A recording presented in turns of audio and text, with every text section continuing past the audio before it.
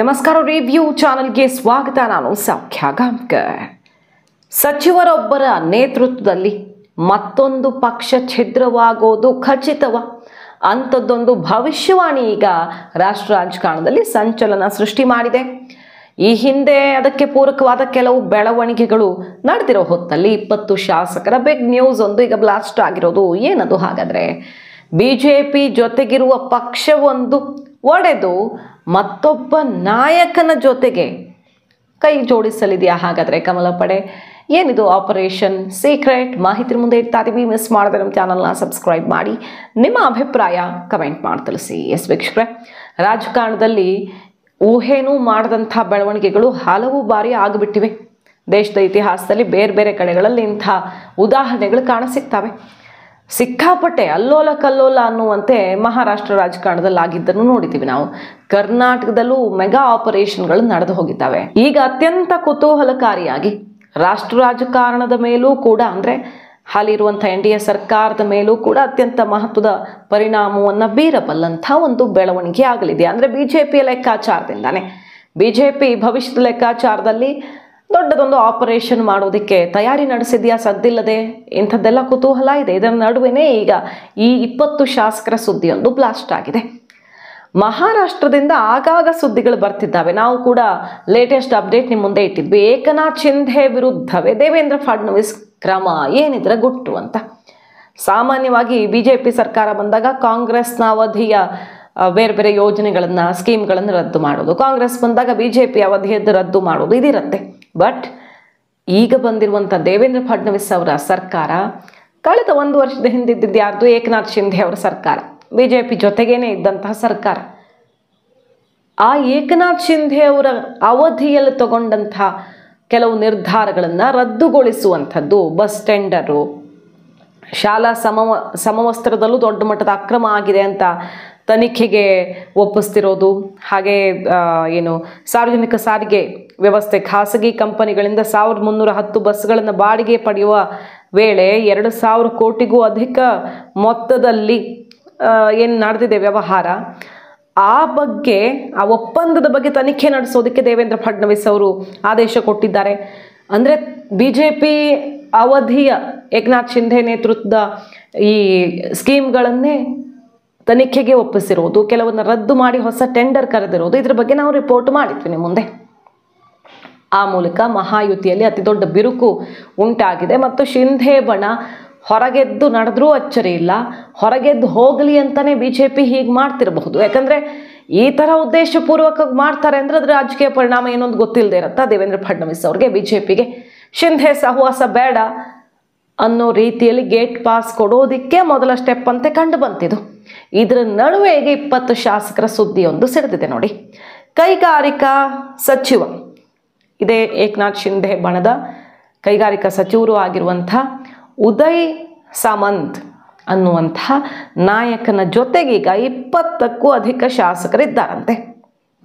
ಇಂಥದ್ದೊಂದು ಸುದ್ದಿಯನ್ನು ಈಗ ಉದ್ಧವ್ ಠಾಕ್ರೆ ಬಣದ ನಾಯಕರು ಮಾತಾಡ್ತಿದ್ದಾರೆ, ಸಂಜಯ್ ರಾವುತ್ ಎಲ್ಲ ಮಾತಾಡ್ತಿದ್ದಾರೆ.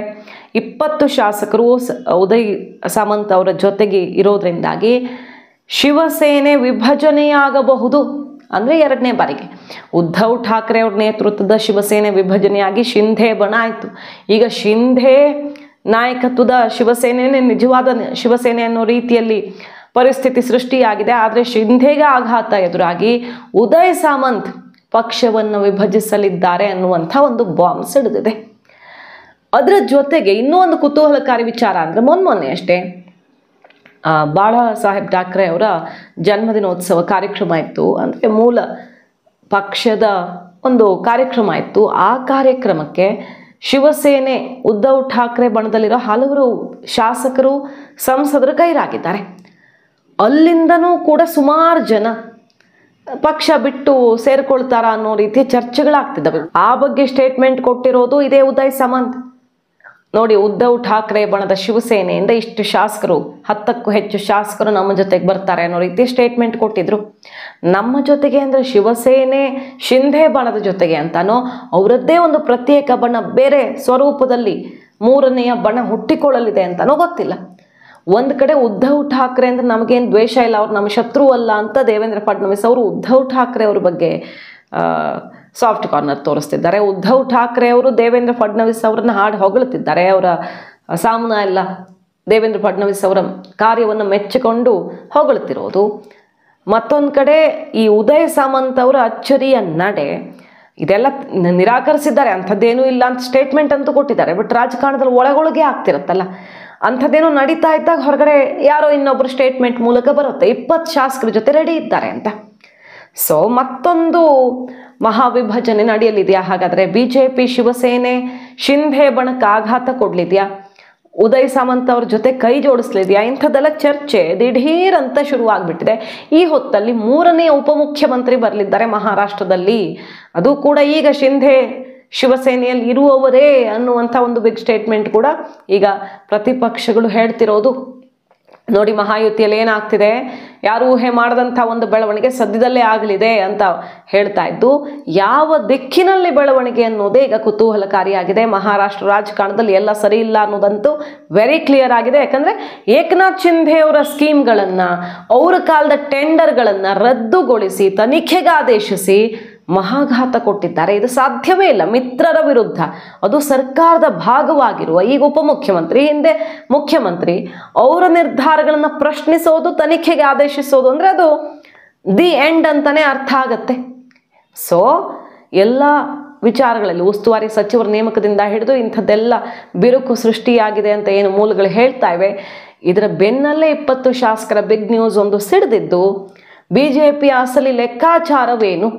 ಶಿಂಧೆ ಬಣದ ಶಿವಸೇನೆ ಔಟ್ ಆದರೆ NDAದಲ್ಲೂ ತುಂಬ ಏನು ಲಾಸ್ ಆಗಲ್ಲ, ಬೇರೆ ರೀತಿಯಲ್ಲಿ ಬೇರೆ ದಾರಿಯಲ್ಲಿ ನಾವು ಅದನ್ನು ಸರಿದೂಗಿಸ್ಕೊಳ್ಳೋಣ ಅನ್ನುವ ಲೆಕ್ಕಾಚಾರ ನಡೀತಿದೆಯಾ? NCP ಶರದ್ ಪವಾರ್, ಉದ್ಧವ್ ಠಾಕ್ರೆ ಮೋದಿ ಜೊತೆ ಕೈ ಜೋಡಿಸ್ತಾರ ಅನ್ನೋದೊಂದು ಚರ್ಚೆಯೂ ಜಾರಿಯಲ್ಲಿದೆ.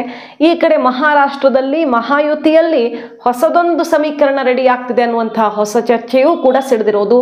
ಕಾದ್ ನೋಡ್ಬೇಕು. ಮಾಹಿತಿ ನಿಮ್ಗೆ ಇಷ್ಟ ಆಗಿದ್ರೆ ಮಿಸ್ ಮಾಡದೆ ನಮ್ಮ ಚಾನಲ್ನ ಸಬ್ಸ್ಕ್ರೈಬ್ ಮಾಡಿ. ನಿಮ್ಮ ಅಭಿಪ್ರಾಯ ಕಮೆಂಟ್ ಮಾಡಿ ತಿಳಿಸಿ. Thank you.